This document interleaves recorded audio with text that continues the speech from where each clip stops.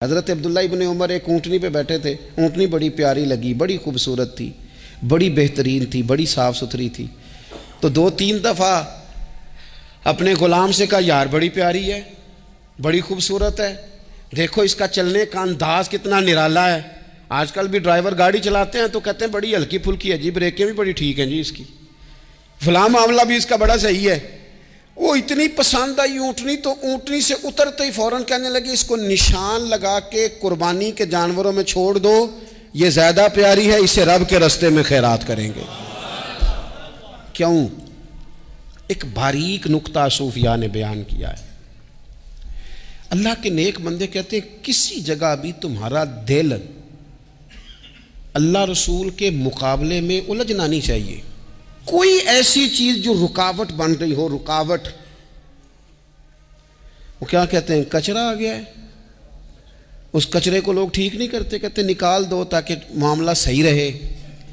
ایک چھوٹا سا باریک سا ہلکا سا دھاگے کی طرح کا ایک ٹکڑا اگر کسی وقت گوشت کا آپ کے دانت میں الجھ جائے نا، وہ سارا ذائقہ تباہ کر دیتا ہے۔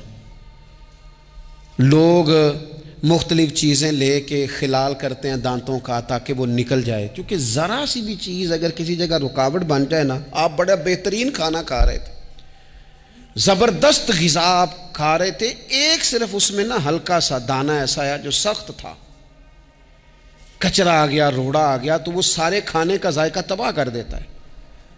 بعض لوگ ایسے ہوتے ہیں کہ ایک بال نکل آئے نا کبھی کھانے میں سے تو کھانا چھوڑ دیتے ہیں، کہتے ہیں یار یہ سارا ذائقہ خراب ہو گیا۔ ہمارے ساتھ یہ ہوا ہے، یہ تو ہے نا دنیاوی معاملات، اسی طرح کا مسئلہ روحانی زندگی میں ہوتا ہے۔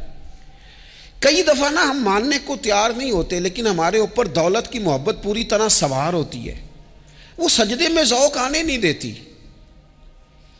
شہرت کی محبت پوری طرح سوار ہوتی ہے، وہ درود و سلام کا، ذکر کا، عبادت کا ذائقہ لگنے نہیں دیتی۔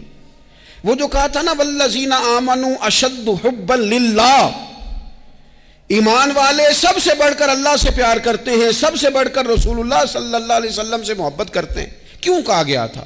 اس لیے کہ ان محبتوں کے مقابلے میں ذرا بھی کوئی اور محبت آتی ہے، روحانی ذائقہ خراب کر دیتی ہے، ہمارا دل نہیں لگتا، ہم بور ہوتے ہیں، ہم پریشان ہوتے ہیں۔ مسئلہ یہ ہے کہ جس دل میں صرف رب رسول کو ہونا چاہیے تھا، وہاں شہرت آ گئی ہے، شہرت کی محبت آ گئی ہے، دکھاوا آ گیا ہے، مال آ گیا ہے، کئی قسم کے ہم نے بت معاذ اللہ اکٹھے کر لیے، اور پھر وہ ساری کیف مستی آئے۔ یہ کیسے ہو سکتا ہے؟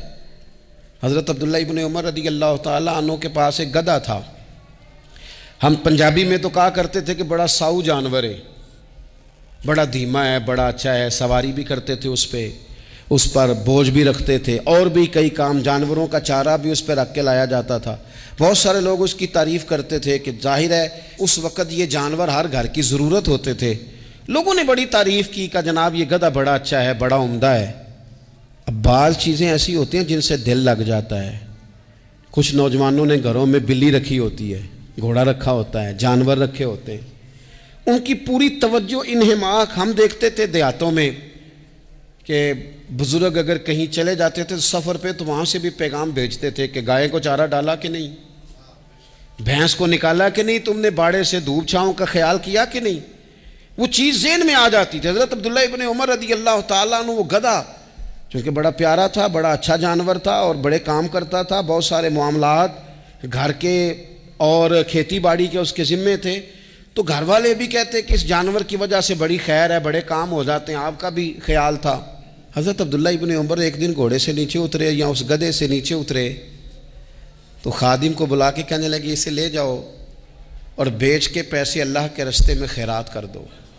اب وہ خادم کا بھی اس سے دل لگ گیا تھا، جانور گھر میں ہوتا ہے دلچسپی ہو جاتی، کہنے لگا حضور وہ سارا محلہ تو اس کی تعریف کرتا ہے، سارے خاندان والے تو اس جانور سے دلچسپی رکھتے ہیں اور آپ بیچ رہے ہیں۔ آپ فرمانے لگے جس طرح سب کا دل اس کی طرف ہے نا کہ اچھا جانور ہے، میرا بھی ہو گیا ہے، لیکن میں اپنے دل کو سوائے رب رسول کے کسی اور طرف ہوتا دیکھ نہیں سکتا۔ اعظم بلا سے اپنی وہ ہستی ہی کیوں نہ ہو، اعظم بلا سے اپنی وہ ہستی ہی کیوں نہ ہو، جو چیز اس کی راہ میں حائل ہو پھونک دو، جلا دو ایسی ساری چیزیں جو ان کے راستے میں آتی۔